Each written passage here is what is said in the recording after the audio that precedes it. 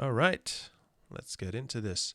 So let's say you have an 8-channel converter with built-in preamps, something like a Focusrite um, Sapphire or Claret, whatever they're called, or an RME, or anything that has very clean linear preamps. So you'll have eight inputs, which should be enough to record a basic drum kit.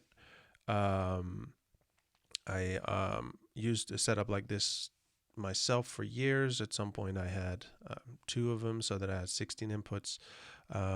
Now, if you compare recording drums with an interface like that to recording drums the way it's traditionally done in a big studio, in such a studio, they would have drums running through either a console or outboard preamps, which significantly color the sound.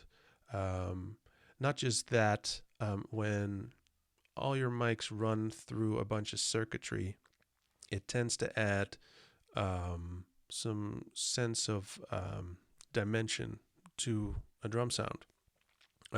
When you're recording your drums through an interface with very clean preamps, you could almost sort of compare that to recording a guitar or a bass through a DI. You're going to get the exact clean signal that comes out of the guitar or the bass, in our case, the microphones, without any sort of processing behind it. Now, a guitar would be processed fairly heavily, normally, traditionally, with reverbs or distortion or anything like that.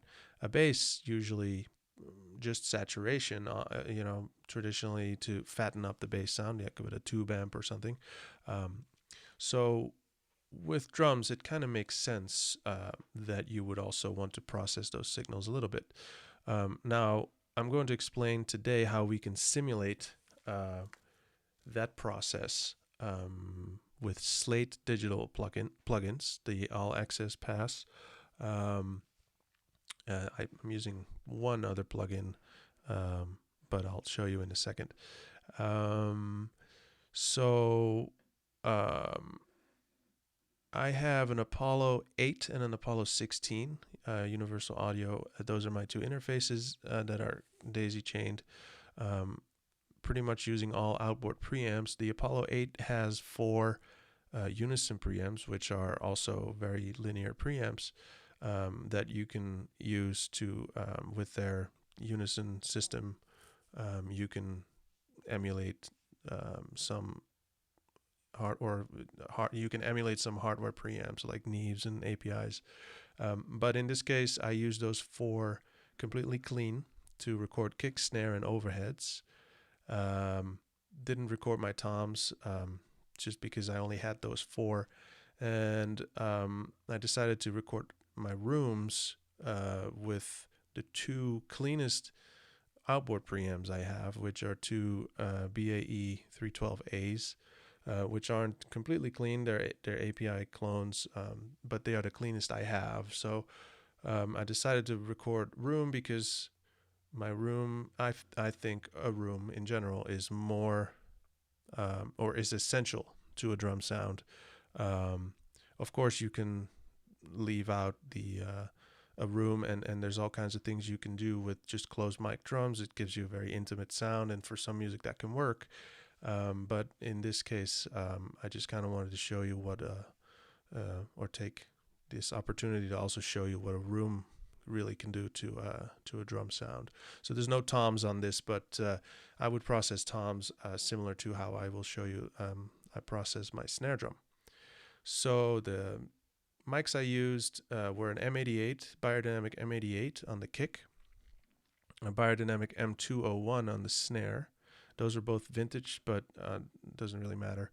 And then Soyuz 013 FETs as my overheads, and AKG 414 XLSs for my room in Omni, which is my favorite for rooms.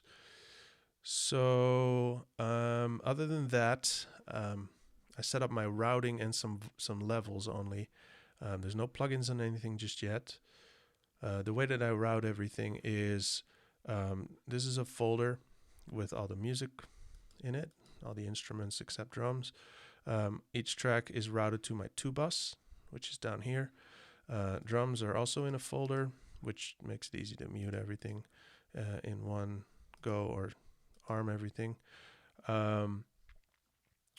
The drums are, the kick and the snare are routed to a drum bus down here. My overheads are routed to a overhead group, so that I only have to process that one group as a stereo track essentially, rather than add the processing on each overhead track. And that overhead track then goes to the drum bus. The rooms are also routed into a group, so that processing can just be done on the group. And then that room group goes to the 2 bus. It doesn't go to the drum bus because whatever or a big part of the processing that's going to happen on the rooms is compression, and that doesn't need to then be compressed again by whatever compression is on the drum bus. So that's why that goes straight to the 2 bus. Then after the 2 bus is my master bus. Basically, the 2 bus is where I do any processing that happens on the entire mix. And then on the master bus, whatever I do on the master bus is only for preview purposes. So in this case, I have a FabFilter Pro L2, which is a brick wall limiter. So I use that to add some gain to the output signal that you're going to be listening to, just so that it's not a really low volume, because I do like to keep headroom on all my tracks, and I'll show you that in a little bit as well. So that's the only non-slate plugin that I'll be using. But normally when I render an actual mix, but essentially see this master bus as what would be the mastering stage of a mix. If I'm rendering something for YouTube, I will definitely add processing on the master bus and render from the master bus. If I'm doing a mix for someone that's going to be mastered by someone else, I render from the 2 bus. I hope that makes sense. It's not super relevant right now. Yeah, so let's get into it. Drum kit was my Gretsch USA custom 16 by 22 inch kick with a small blanket inside, a 5-inch off-center vent hole. The M88 was maybe 3 or 4 inches inside the hole, pointing at the beater. And my snare drum was a head, 6-inch by 14-inch chrome over brass with S-hoops. That is my absolute workhorse in the studio. It just always sits in a mix great. And then, of course, my Peisty cymbals and all that good stuff. So, if you have ever recorded your drums through a very clean interface with clean preamps, it will sound something like, it will sound similar to this.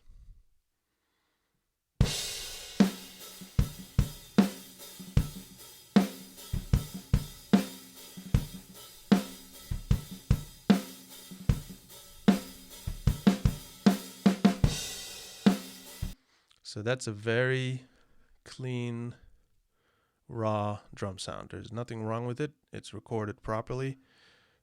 Nothing is clipping. All the gain is correct. Now, as far as how hot to record something, I like my my waves, my peaks, as you can see those here. I like to imagine this as being like vertically, as if it's 3 parts. There's space, then there's signal, and then there's space. If it's roughly those 3 parts, or if you can visually kind of see it that way, that's where I like my signal to be. Now, you can measure that. I think it comes to about -15 on the dB meter, the output meter here, but it's visually, I just like my tracks to look about like this. That gives you enough headroom, and when you send these off to people, they're going to be able to work with them with no problems. So again, that's a properly recorded kit that doesn't sound amazing just yet, but it is an honest, real sound. And if your drums sound like this, completely raw, then they sound totally fine the way they should. So let's, I did some panning on here. Let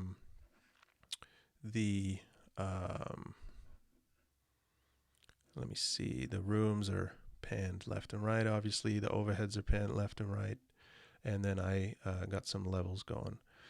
So quick note about left and right. There's obviously the endless debate about whether you would want to use audience perspective or drummer's perspective. I like drummer's perspective because that's how I experience the drums, but I don't make that decision or choice for anyone I work for or with. So I name my tracks hi-hat and floor tom side, which it refers to what that mic is basically positioned over top of. So what I would consider my left overhead is called overhead hi-hat, and my right side is called overhead floor tom. And it's the same with the rooms. You want to make sure you don't cross those, because then you get some weird stuff going on. Phasing is very important. It's really a different topic and tutorial, but you want to make sure that all your wave files are moving in the same direction. Now, there are exceptions. You always need to use your ears. I can already tell. I think my snare drum is technically out of phase, but it sounded the best that way, so I leave it that way. You just want to make sure you listen to that carefully, but I'm not going to get into that too much right now. We're going to assume your phasing is all in order. So, kick drum by itself.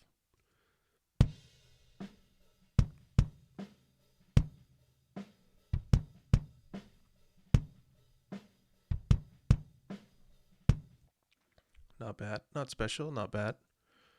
Snare.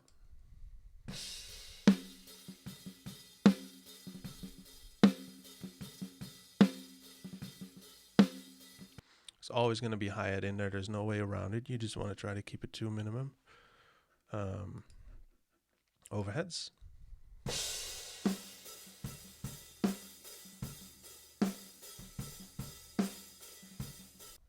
And then rooms.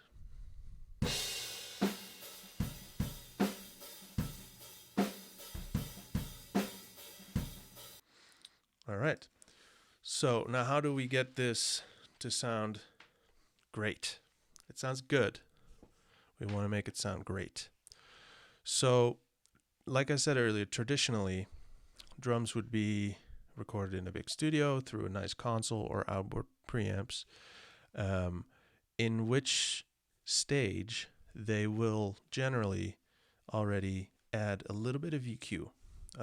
Definitely everything is running through all the analog circuitry, op amps and transformers, and that adds a lot of coloration and fatness and also dimension. The cumulative effect is very important. Running one track through some nice analog circuitry isn't going to make a drum sound, but once everything runs through it, that's definitely going to make a difference. So we're going to look at that today. The Slate stuff is really great for emulating this. So the way, basically, this is basically my theory here that I'm going to explain.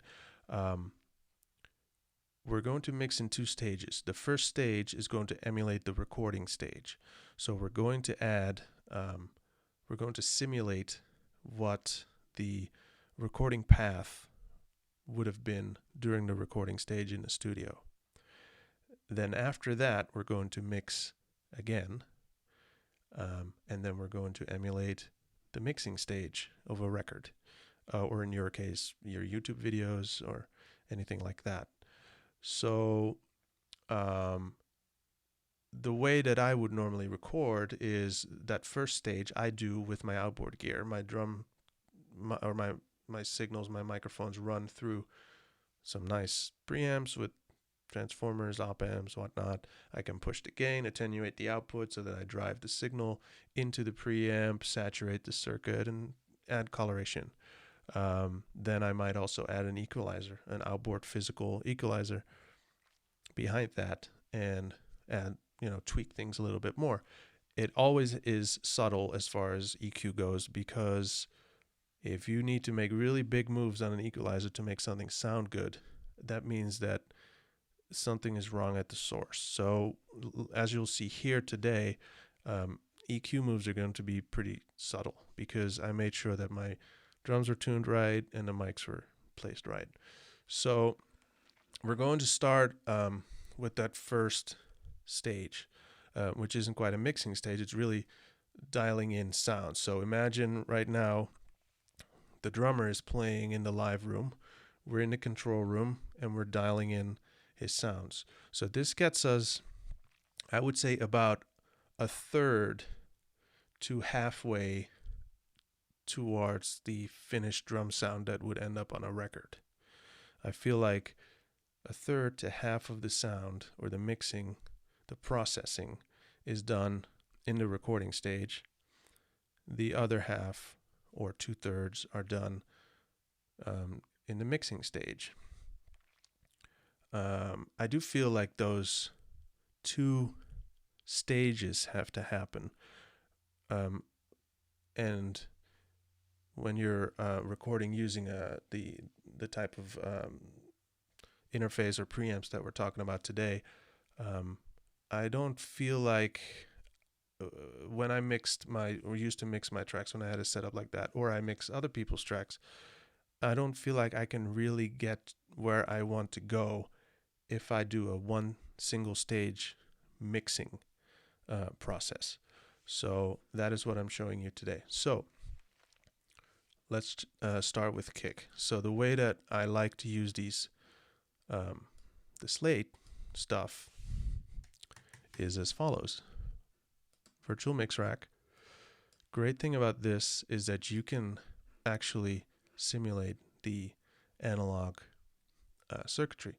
So I have some presets here. Very traditionally, records would be recorded on a Neve console and mixed on an SSL console. There are all kinds of variations. There's also API consoles, Trident consoles, etc. Today, I'm going to act as if we track these drums on a Neve console and we're going to mix them on an SSL console. So we're going to start with a Neve 1073 essentially, or 1084. This could be. It's not. This is not stepped, so the frequencies can be whatever you want them to be. So they're not identical to the original, but the sound is. So the way this works is the way if you've worked with an actual 1073, you would normally set the gain to the point where it starts to clip, and then you back it off one click normally. Like these dots would be the clicks on a real 1073. In this case, it's stepless. So on this kick, I'm going to tweak this until the light starts to flash and we can tell that it's breaking up. Right here. So I want to back it off, say over here. Right about here. Now that is very subtle if I bypass it. It does add some harmonic content in the lows. It does fatten it up for sure. So next step would be EQ. Now, you want to make sure you don't overdo this because, again, we're not mixing. We're dialing in sounds for a recording session. Now, the one thing that you pretty much always want to do on a kick drum, or really almost all the drums, closed mics on a drum kit, is take out some of the mids. Now, from experience, I know it's going to be somewhere between 300 and 400. So the way I like to find that frequency is by first exaggerating the boost so that I can find where it sounds ugliest, and then back that off. So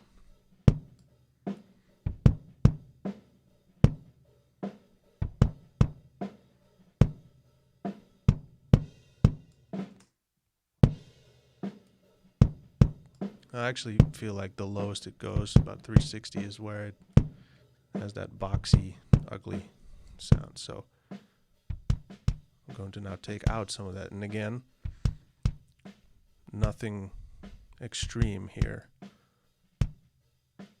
Doesn't really need much. Bypass.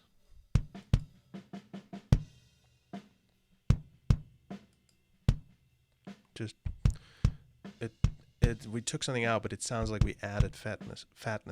So bass drums generally like to live, like the punch and the size of it and the meat of it tends to live around 60 to 80 hertz. So we'll add a little bit of that. Exaggerate a little bit.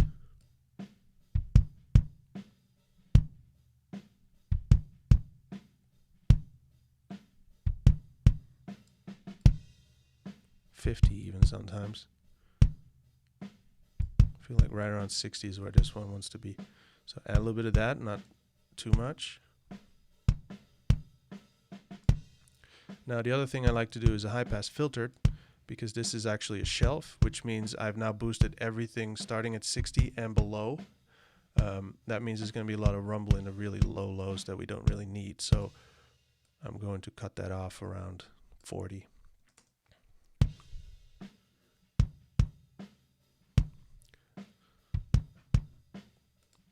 Without, with nothing extreme, but you'll notice it'll sit really nicely in the mix later on. Also, I haven't even played the whole song for you with the music. Let me just do that real quick, just a little bit.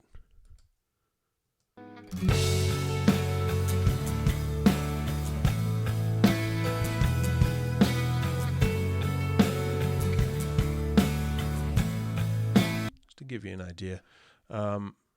So we're just shaping sounds now, though, as they are by themselves. We're not looking at context too much just yet. So that is the lows. For the highs, to add a little bit of smack to the kick on a 1073, which has an actual detent on a physical 1073 at 3.2K.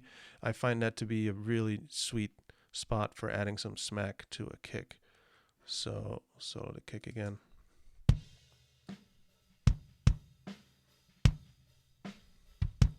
It's not too high, it's not too clicky. It just adds smack, but not click so much.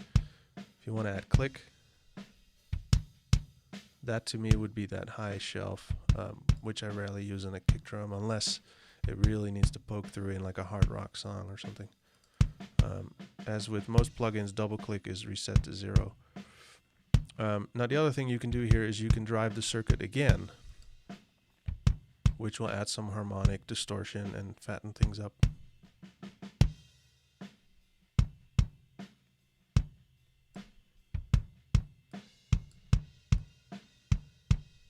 It's very subtle.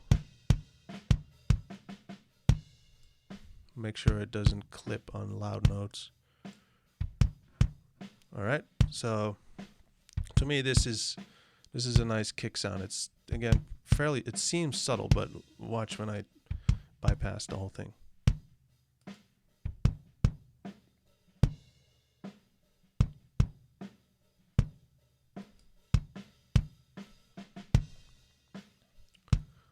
So cool, that's kick. Snare. Same thing. Virtual mix rack. Neve strip. Add gain. The interesting thing is adding gain on this this Neve preamp module. It's not actually adding volume.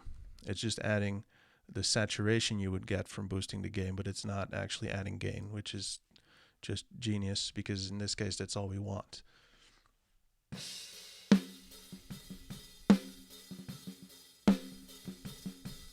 See how that distorts? Which can actually be really cool on a snare drum. But let's back it off. I'll back it off right before where it breaks up. Then, same thing on the mids. Usually around 450, maybe 500 if there's like a nasty ring in the snare.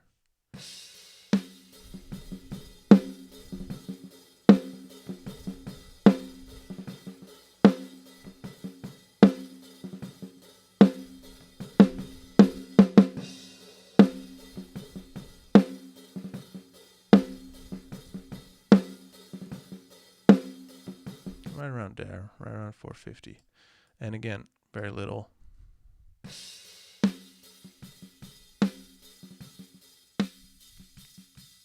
Too much and the life of the whole drum is gone. But I mean, almost doesn't really need it, but I'm just going to pull out a little bit. Now, lows for a snare drum with the punches, the punch lives, is usually around 220, which again is on a physical 1073, a D10, which is, I have one, a BAE. That just kind of is a given. Just always boost 220 on a snare drum, and then set a low pass, a high pass. So snare drums don't really live anywhere south of, say, 100, maybe 80 to be safe. So again, I roll it off there, and then I boost it below 220. So let's check that.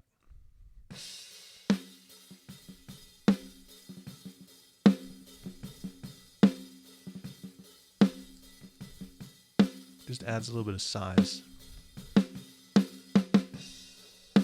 Mute it or bypass it.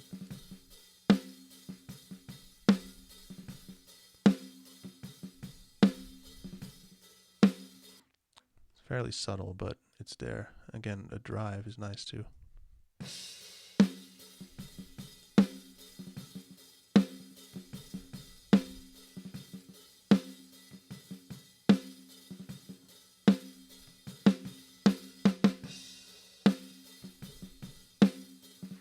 Subtle but nice.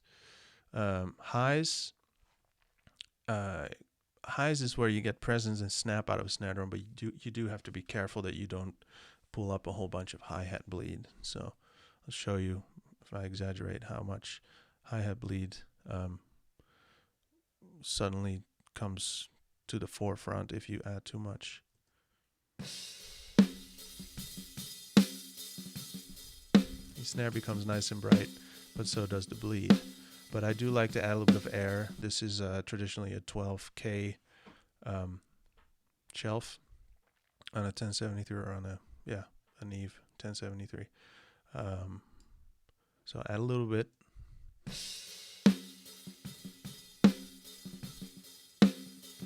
So just add a little bit of presence and air without adding too much hi-hat. Now, 4.8 traditionally is a very nice frequency to add on a Neve for some snap. So let's check that.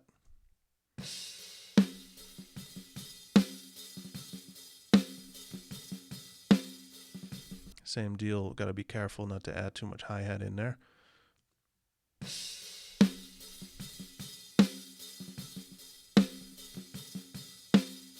I like that. Let's check in and out with the bypass.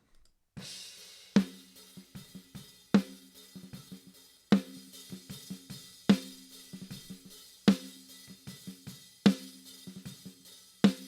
feel like we could add some more of the lows.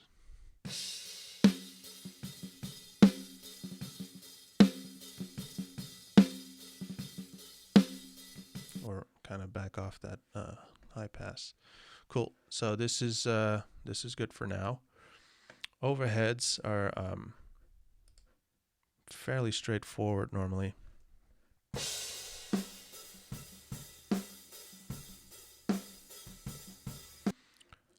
They sound pretty good just the way they are, but we're gonna give them some vibe.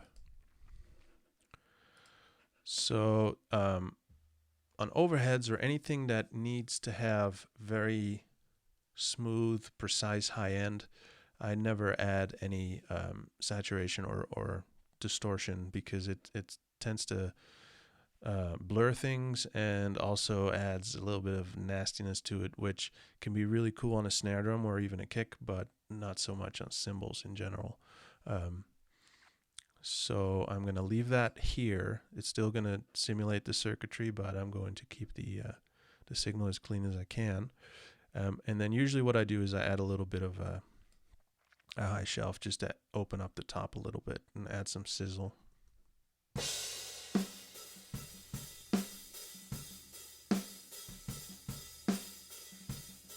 Nothing much.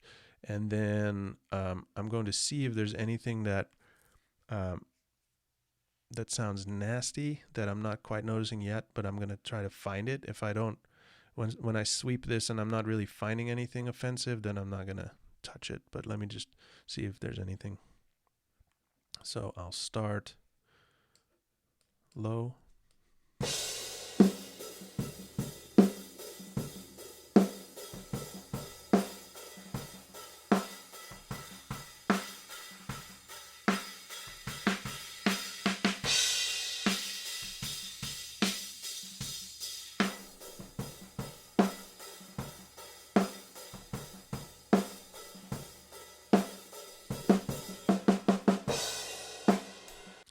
A little bit of honkiness right around there, 700, and then the crash cymbal on my left also has a little bit of a swoosh going on that I think will be nicer when I pull out a little bit in this area.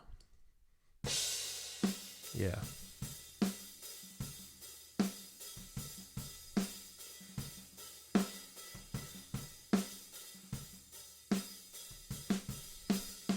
It's subtle. I'm just going to take out a little bit. And then in the lows, I don't really ever do anything on my overhead mics unless I'm using those as really my main drum mics and I really want to get the kick in there. I might boost around 60 or 80, but in this case, I'm just going to roll off whatever is below about 100 because we definitely won't need it.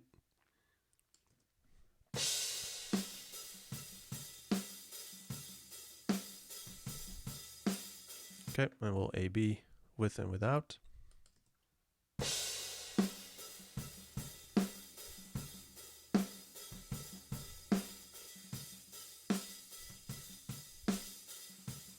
To me, that just totally added dimension and sparkle and just life. So that's the overheads. Let's look at the rooms. Okay, so this is what they sound like.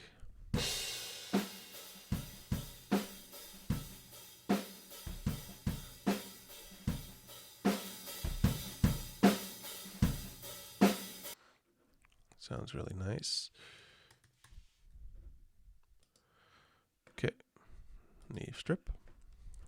Same thing here as with the overheads. I don't want this to have any kind of distortion on it because that's just going to make things sound offensive, if anything. So I'm going to keep this clean. And I think mostly in this case, I'm just going to try to find things that I could get rid of and not really add anything. Definitely starting with the high pass filter just to see where I want to cut off the rumble in the lows and the kick.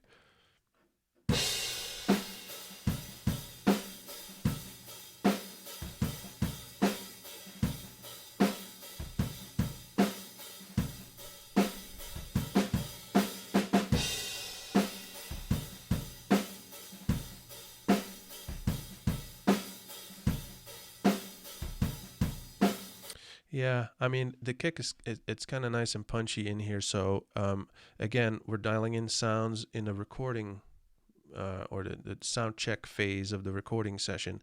I definitely don't want to take out anything that a mix engineer later on actually kind of wished was still in there. So I think I might actually just not take out any of those lows, but let's see if there's anything problematic in the mids or high mids or low mids.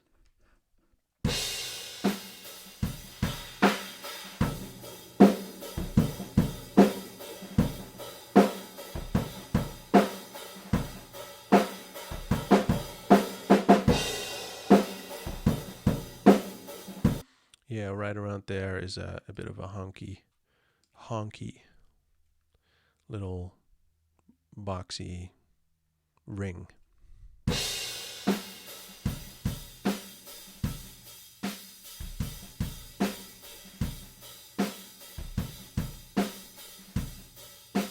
Like right on that snare hit. So I'll do an A-B with the bypass so you can see how that snare hit got a little bit cleaner.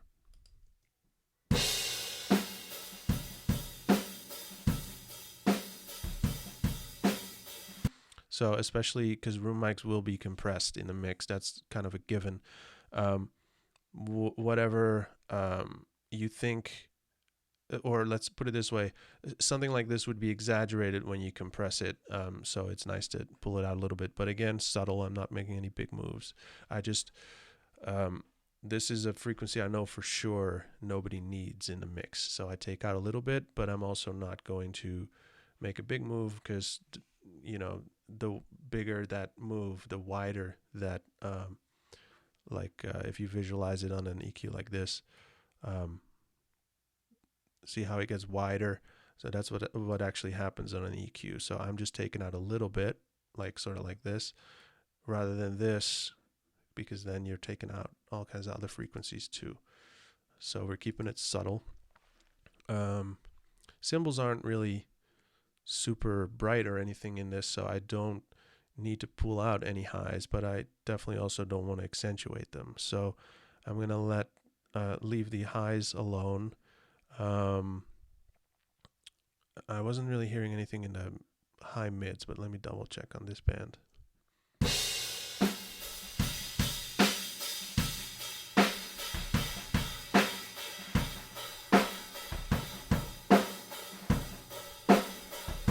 Maybe.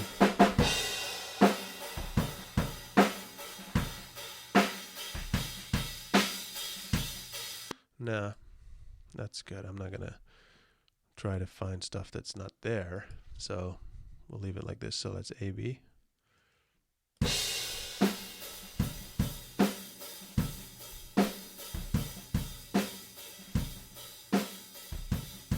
Yeah, just clean it up a little bit, nothing major. Cool. So this is the drum mix, the way it would sound recorded off the console, not mixed, but this is how everything would have been dialed in on the console.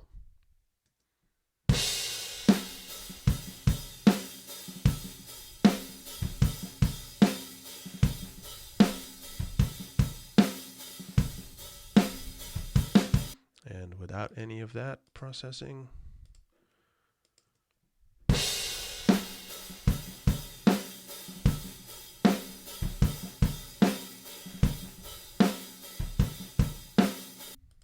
and adding it back in.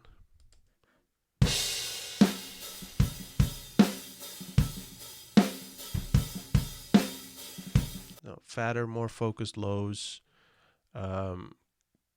more punch in the snare, in the highs, more snap. The whole thing opened up for sure as far as the cymbals and the space go.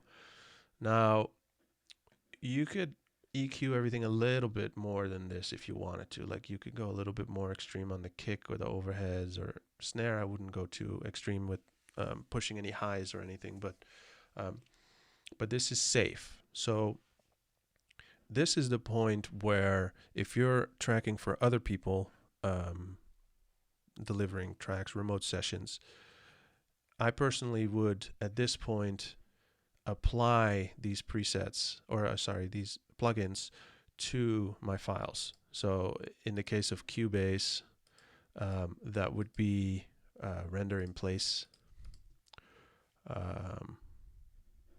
Where is it? Right here. So that would actually render this whole track to a new file that will have that plugin applied to it, and that's what I would send off to a client, just to have it, sound a little bit juiced up, not too much, but it's going to be a little bit vibier than sending him or her completely clean tracks. Yeah, so let's check with the music.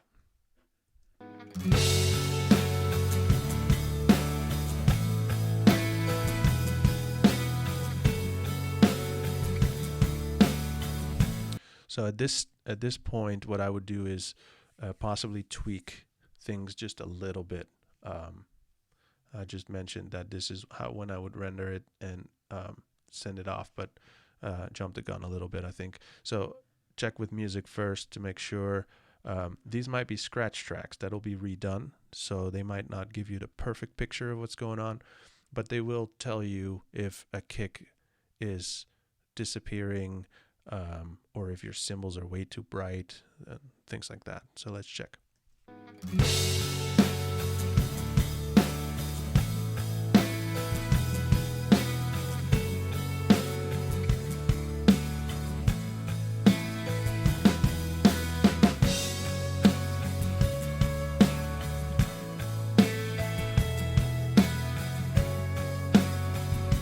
I feel like everything sounds smooth. The snare drum has a little bit of overtones, a little bit of, to me, tone and character. It doesn't sound dull or flat. It has life to it, but it's not obnoxious. Cymbals are smooth, not too bright, not too dull.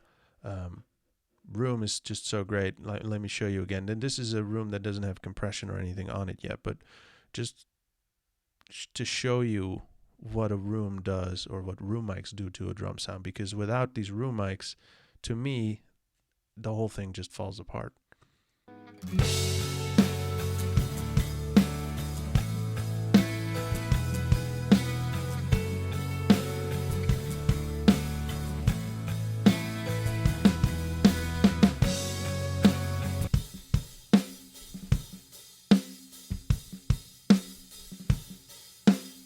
Just gives it so much more dimension.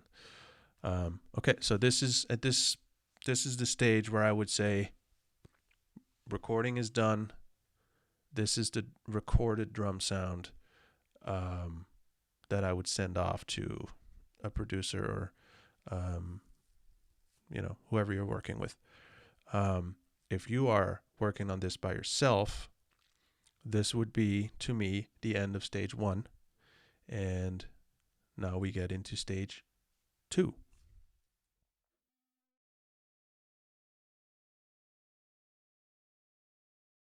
So now we are the mix engineer, and we are going to mix these tracks.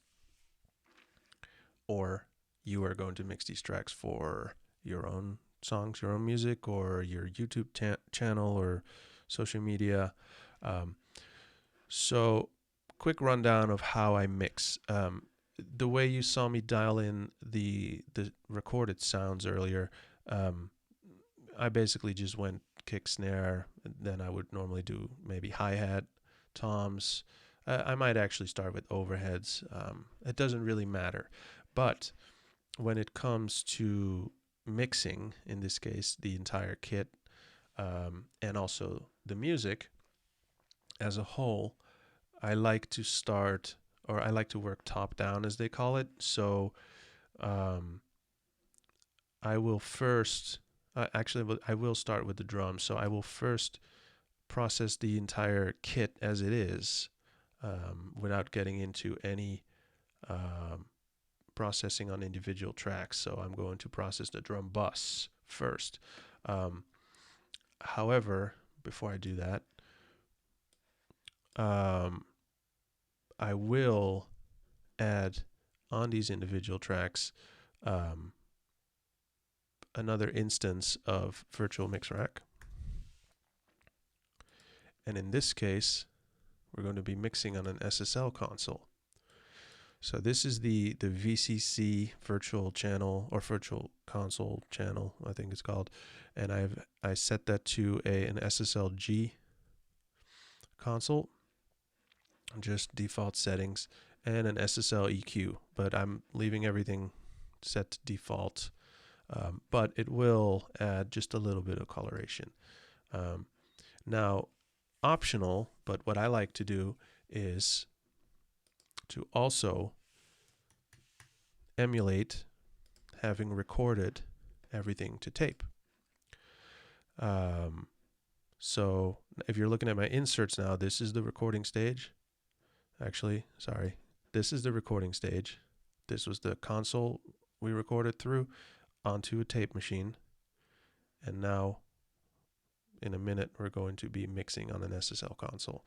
Now, the way that, to simplify the virtual tape machine, anything that is focused on low frequencies, like a kick drum, toms, actually, most of the time also snare, I set to 15 IPS. It tends to fatten things up a little bit more than 30 IPS. 30 IPS tends to sound a little more open, so that's great for overheads and room.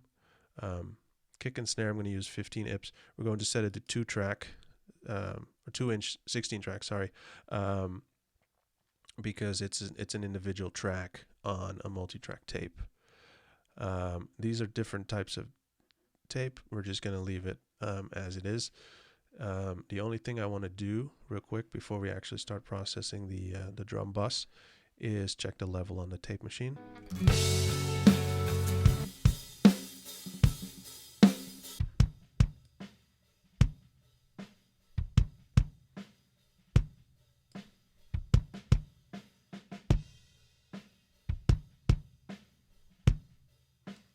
Now I like to hit it pretty hard because on the closed mic signals, not so much on overheads and rooms, but kick, snare, toms.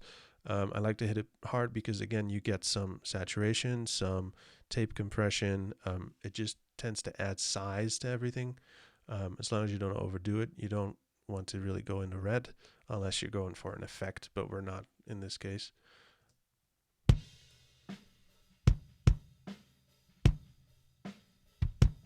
You can actually tell that it's adding some lows, some sort of sub-lows.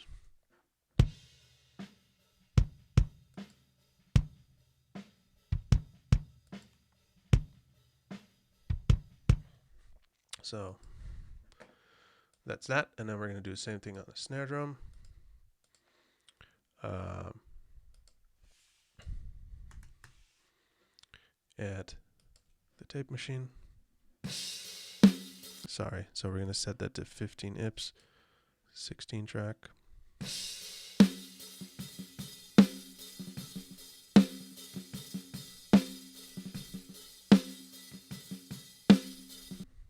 Right there. Virtual mix rack. SSL strip. That's it. Done. Overheads, same deal. Virtual tape machines. In this case, we're going to do 30 IPS. And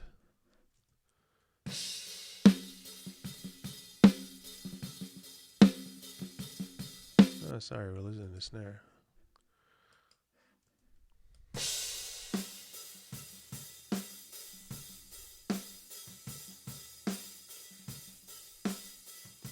Definitely don't want to overdo it because things might get harsh, but it's nice to add a little bit of compression to the snare. It's very, very, very subtle, but again, cumulative effect is what this is all about. And a lot of this I'm doing just from memory or just because I've done it before. But trust me, when you put this on every track, the way it sounds, everything together, makes a big difference. All these little bits really add up.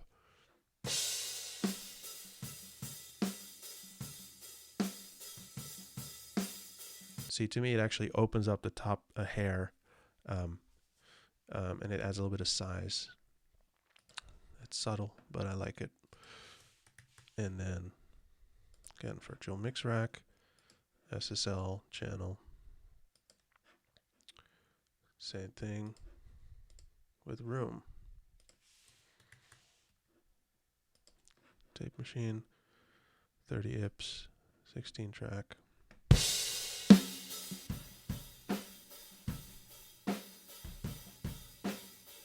See, that's where it gets crunchy.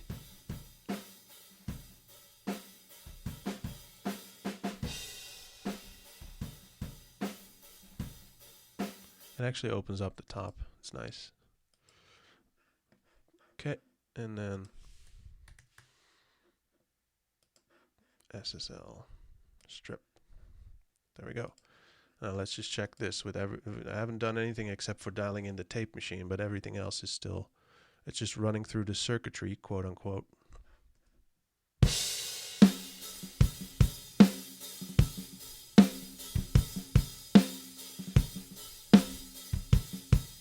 I mean, that to me, we haven't done much yet, but that's already pretty nice. So let me do, pull up my mixer here. So if we bypass the tape machines,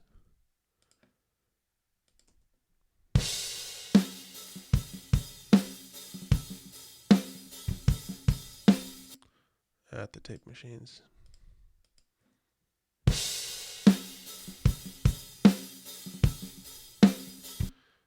You know, remember how subtle it was on each track, but this is not subtle. To me, it just added, again, more size and life to the whole drum mix. Now, SSL channels just neutral, just running through the circuitry, no EQ.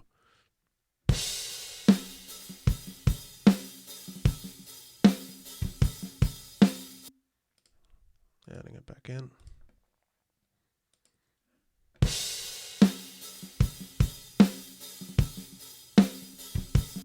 It's very subtle at this point, but I do notice that the snare drum sound a little bit more focused, a little punchier. So, okay, so this is where we start to actually mix.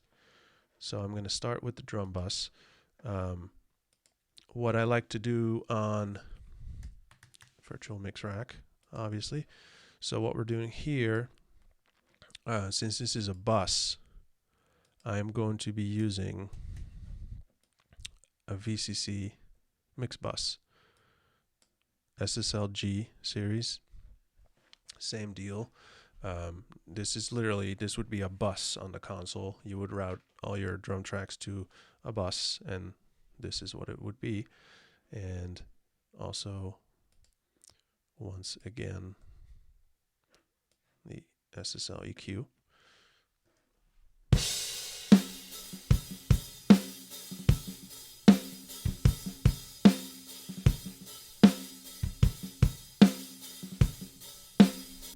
I like to push the circuit as far as I can, and then I can decide if I do want it to start to break up or not.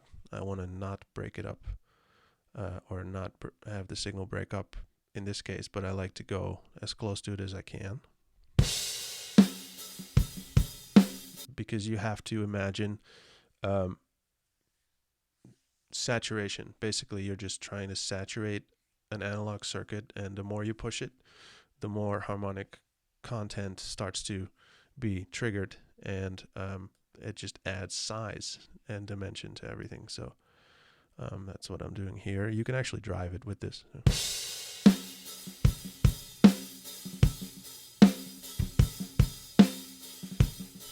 The one thing about driving, though, is that you often lose low end. So I felt like when I was pushing this all the way, it was making the kick sound just a little bit smaller.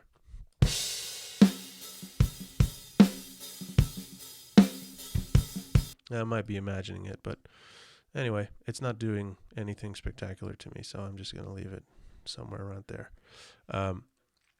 Now, this is the point where I would start to ask myself the question about high frequencies in this mix. Do I feel like the overall drum mix needs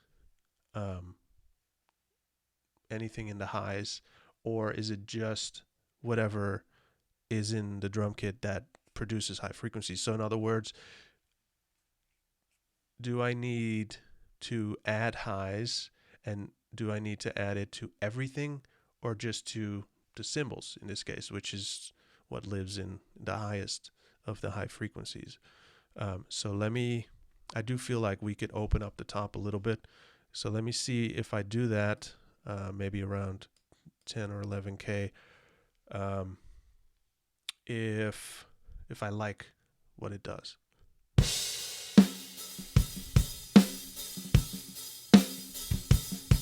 And I do. It actually, because sometimes the snare drum doesn't have to be brighter. So when you do this, then your snare drum might end up being too bright. But I actually kind of liked what this did. I'm going to keep it somewhat subtle though.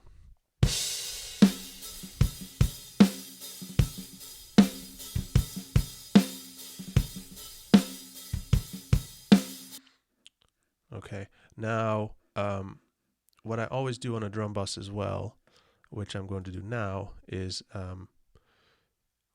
add compression.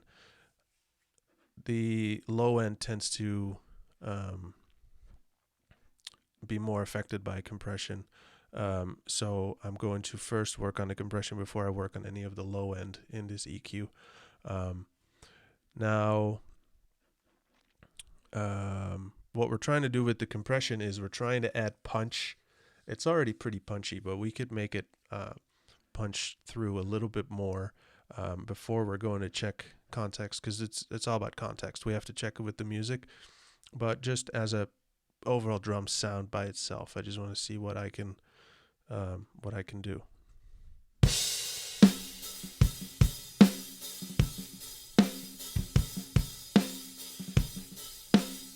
And that's just a default setting, and I'm already liking that. It's too much, but it's adding that punch that I would be looking for.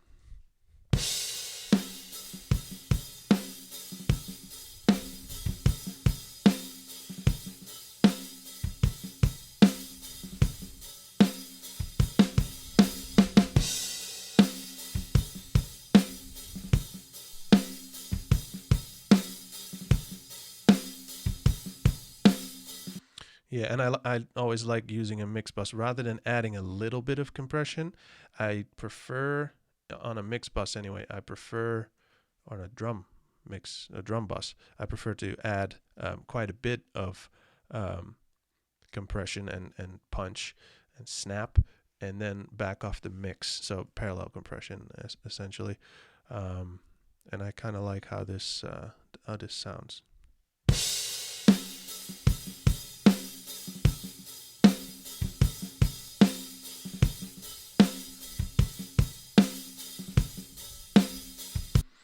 So let me check with the music.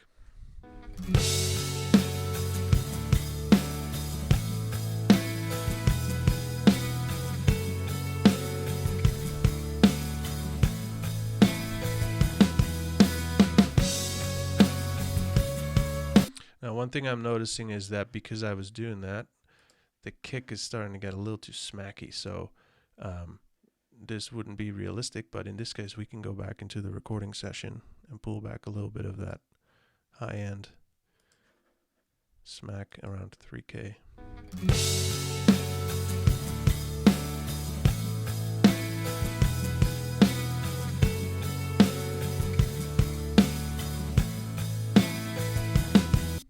Okay.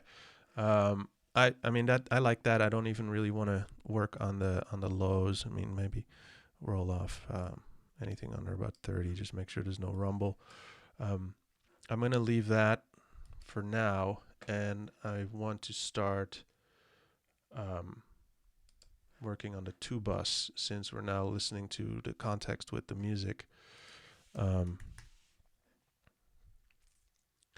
want to make sure that everything is glued together the way we want. So, same deal. And in this case, I would definitely want to add the same thing, but in this case, we're looking for glue. Maybe there's a preset for that, just curious. No, not really. That's cool. So.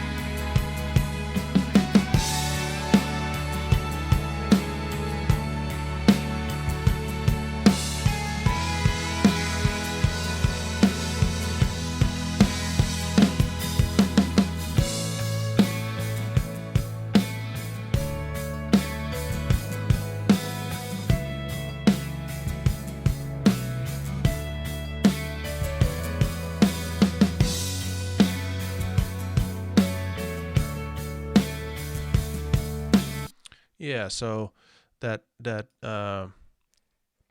word glue that they sometimes use, but that's kind of what I feel this does. It makes everything, um, it glues everything together a little bit rather than all the parts. I mean, there's still beautiful separation between all the instruments, but the whole thing just has a little bit more, um, it's juicier. I don't know how to explain, but you can tell.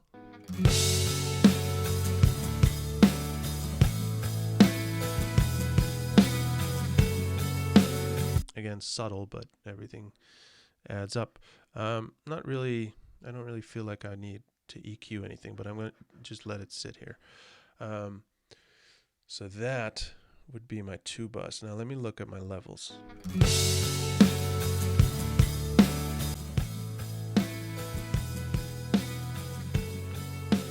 So right between 10 and 15 is perfect in terms of headroom if you would send off a mix to a mastering engineer. But just for our listening pleasure, let me juice it up a little bit here.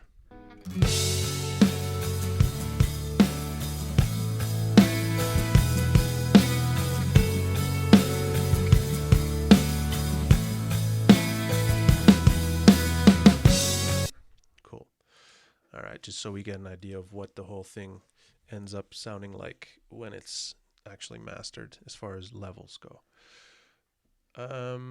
Okay, so now let's look at individual tracks. Kick. Doesn't need much. I kind of like how it sits in the mix.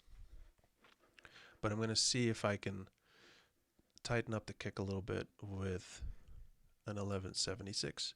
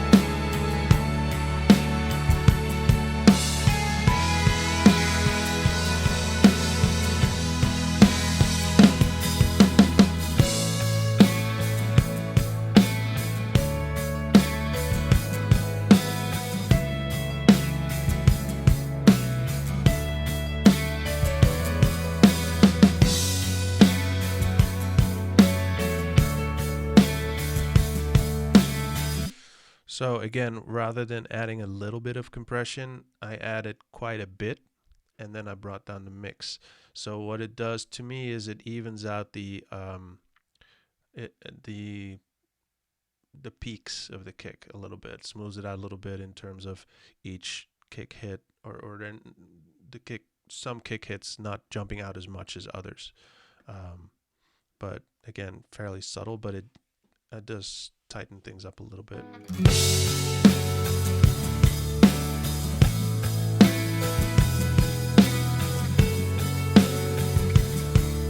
I do feel like I could pull out some mids.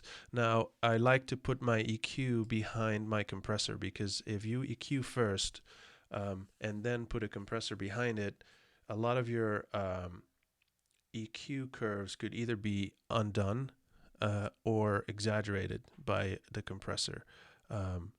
So I kind of like, in the mixing stage especially, well, I don't record with EQ much, but I like to have the EQ sitting as the last part of the chain. Just that's where I shape the frequencies, and then there's not going to be anything behind it that's then going to mess up what I just dialed in. The only thing you want to watch out for is adding a lot of lows after a compressor, because you're trying to tame things with a compressor. If you then go into make them jump out again, I mean, they'll be more controlled, but kind of defeats the purpose. So if you really want to shape the lows, sometimes you may want to put a compressor, an EQ before the compressor and one after the compressor. But in this case, everything sounds pretty good. It doesn't need anything elaborate.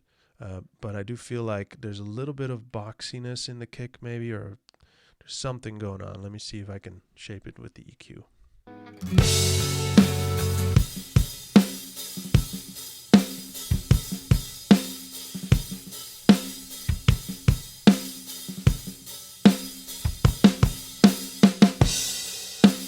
I think it might be right there, just where it is 1K.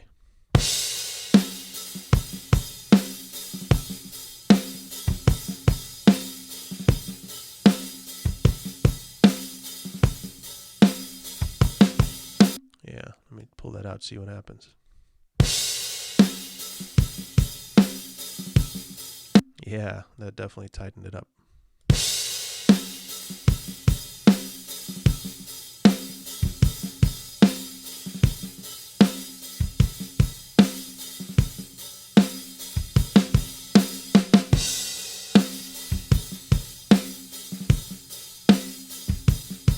And it's sort of a weird boxiness, but I like that. Now let's see. You know, kick drums, low end. Let me see if it needs any more than it has. But actually, before I do that, it's not going to need... I could do a bell here too, but I like to just shape that curve by rolling off whatever I don't need.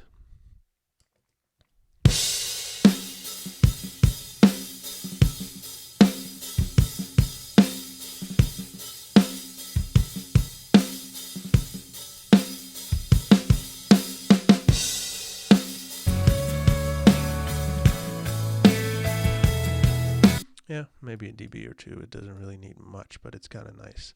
Add a little bit of weight. Definitely don't need more clickiness, so I think that'll be it for the kick. Let's check out the snare. Now I can tell you this, whatever you do with a hi-hat, there will be, or whatever you do with a snare, there will be hi-hat bleed. So this is probably my favorite drum gate ever. I was always strongly against the use of gates until Slate released this thing. So basically, this is where you determine the length of the note. This is the threshold, or the detection of where it's going to open or close the gate, and this is essentially a blend knob. Now I never have this completely, 100%, because that will sound unnatural. So check this out.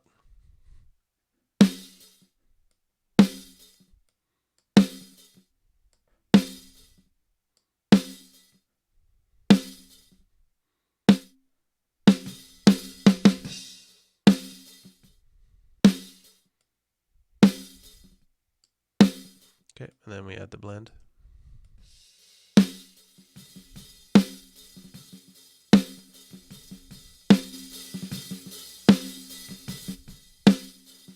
So that hi-hat is not completely gone, but it's not a problem anymore now.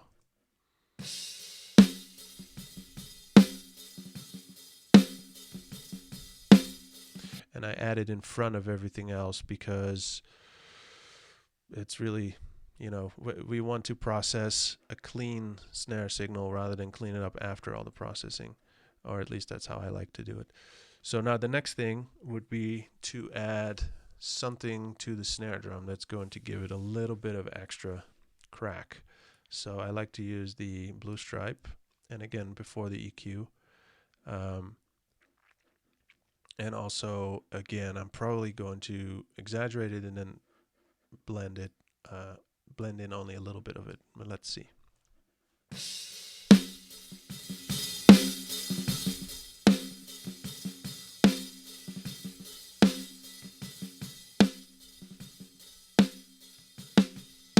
So by making this a faster release, like I believe that is what it is. Counterclockwise is faster, and this is slower. The note becomes shorter.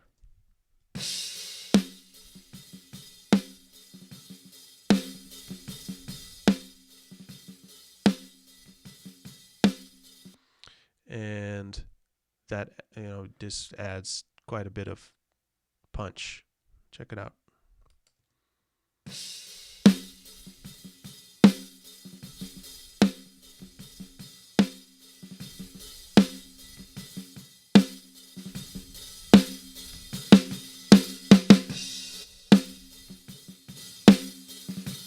So I like that, but then I'm going to bring back the mix.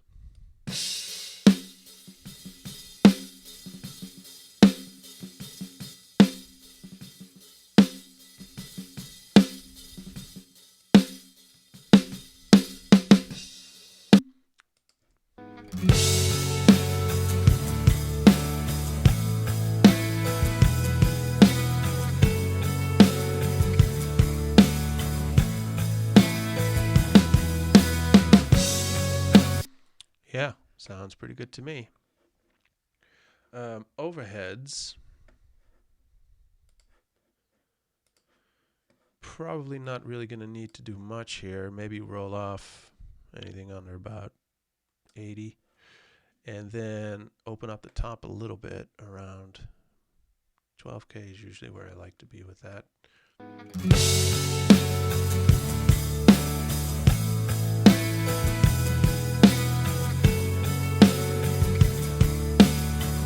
The one thing I just realized, maybe the snare could use, I didn't actually EQ the snare.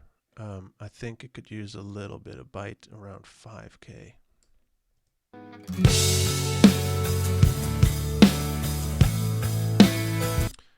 Kind of a sharp cue here.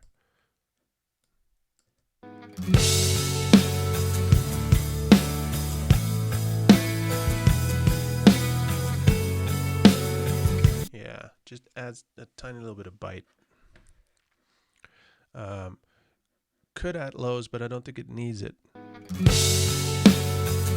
Yeah, it has plenty of meat. Okay, sorry, back to the overheads.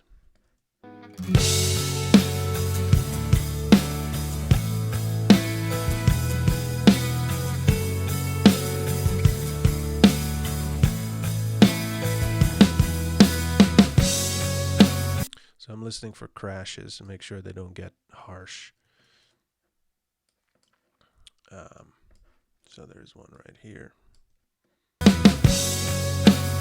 To me, that sounds pretty good. So it opened up the highs a little bit, or the whole drum sound really, but we're not making it too, bitey or harsh.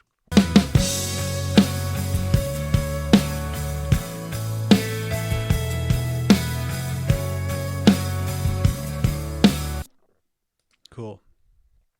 All right. Now comes the sort of the really big deal on as far as mixing a drum mix. It's been in the mix the whole time, so I kind of have an idea of what everything, or how everything relates to the room. I can exaggerate a little bit.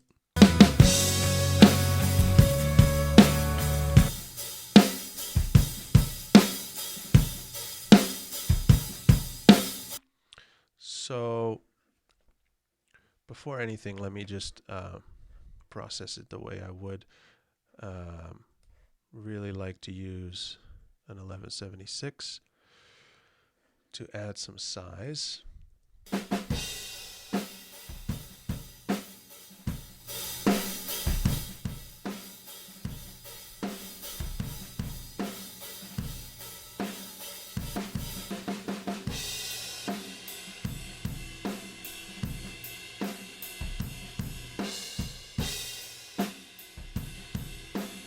Hey, that just made the room sound a ton bigger. Going to leave the mix at 100% for this.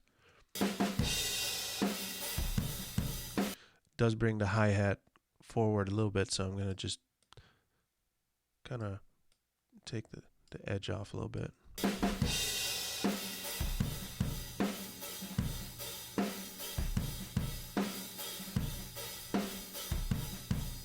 Now there's a little bit of honkiness in the mids, low mids, just north of where the kick drum lives. So let me see if I can pull that out. It's a little bit of a room resonance, which every room has a resonance. Doesn't always have to be a problem, but let's look at it.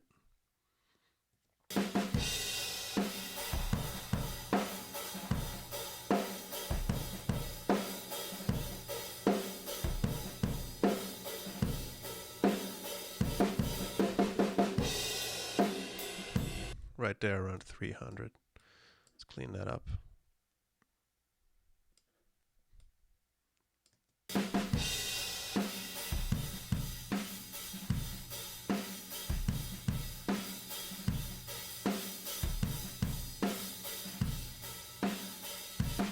Yep, sounds good to me. So let's check that in the whole drum mix. I'll blend it in.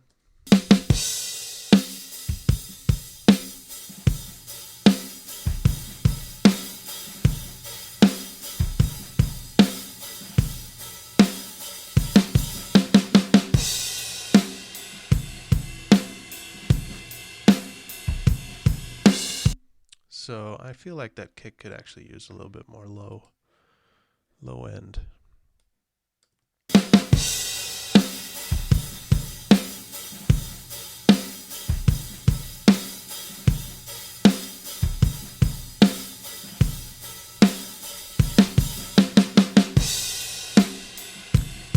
Check out with the room in and out.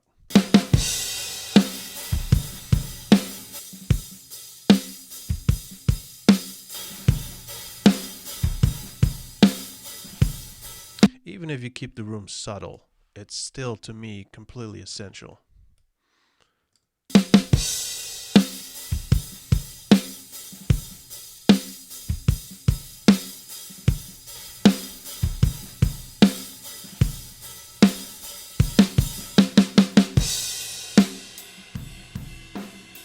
Love it. Check with the music.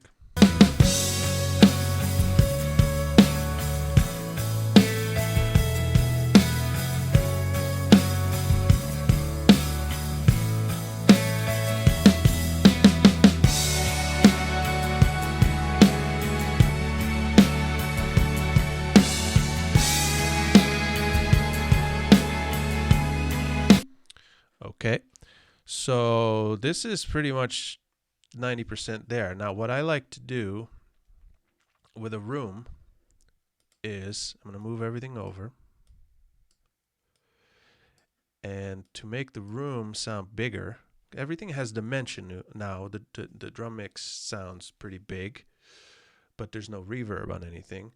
You can add reverb, but let me show you what I like to do.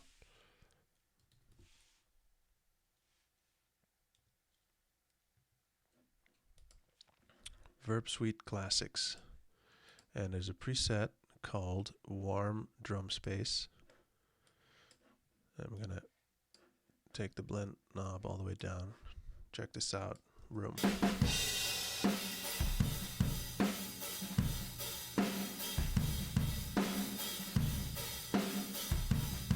So I put that reverb in front of all the other processing, including the... Oh, my buddy Homero just sent me a message. Well, sorry, Homero, you're in the movie. Anyway, so I put it in front of all the other plugins, including the recording, quote-unquote, recording session Neve console plugin. I mean, just listen to it. It's amazing.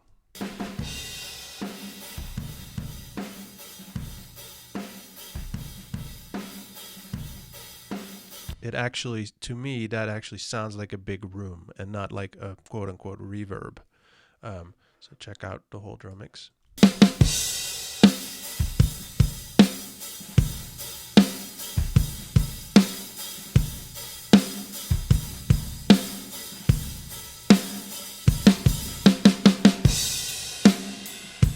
Now, in the room mics, the snare drum is a little bit louder in the left room mic. So this reverb is also being triggered on the left a little bit more, which I don't mind. To me, it sounds cool. So let's check in the whole mix. No, makes no sense. Let's do it like that.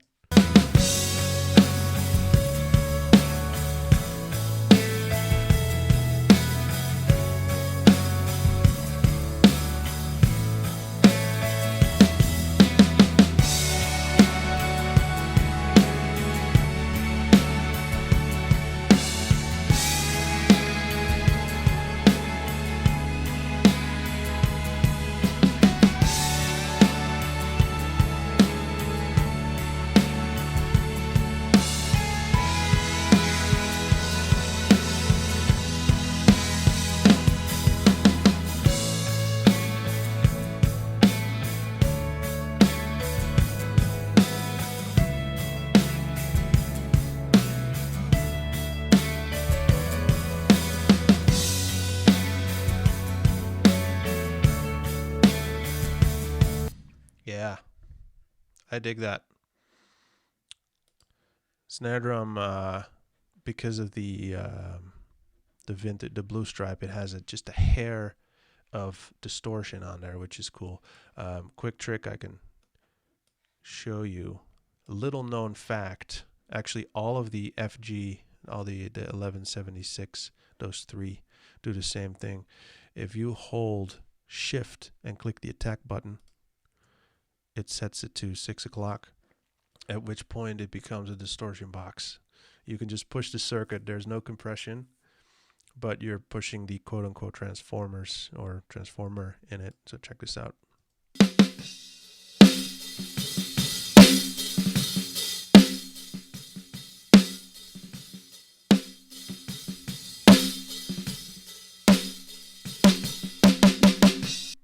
Which is pretty neat. You wouldn't use it at 100%, but let me blend it.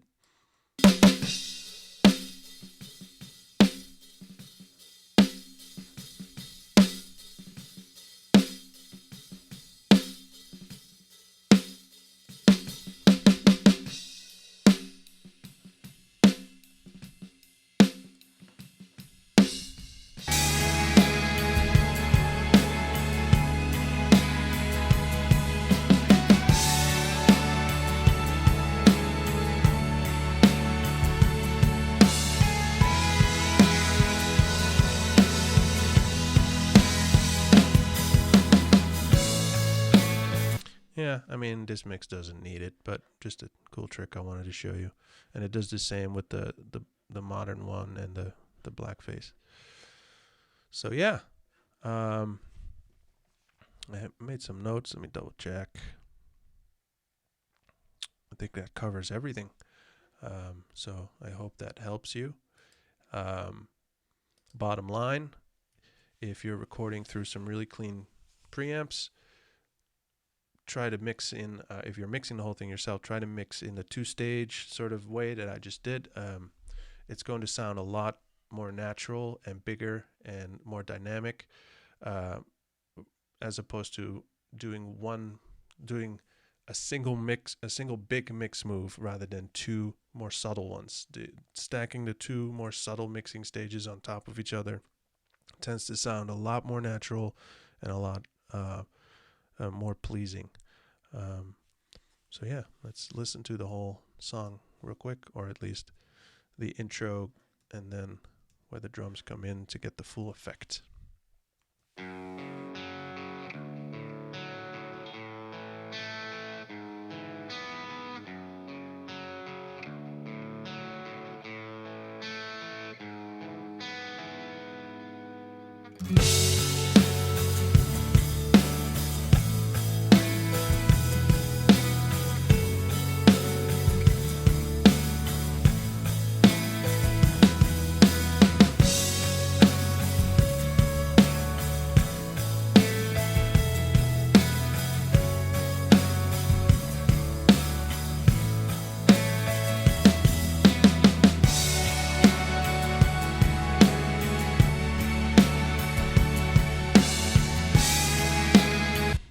Yeah, I mean, I'm hearing a few little things I'd want to tweak, but this will give you a good idea of how to get a really nice drum mix, or, like I said, after this first stage, you would apply those settings to your tracks to send them off, and you will be on your way to sounding pretty professional.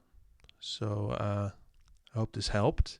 If you have any questions, definitely, if you're a Patreon subscriber, a patron, you can reply below this video, or you can send me a private message, and I'm happy to answer any of your questions.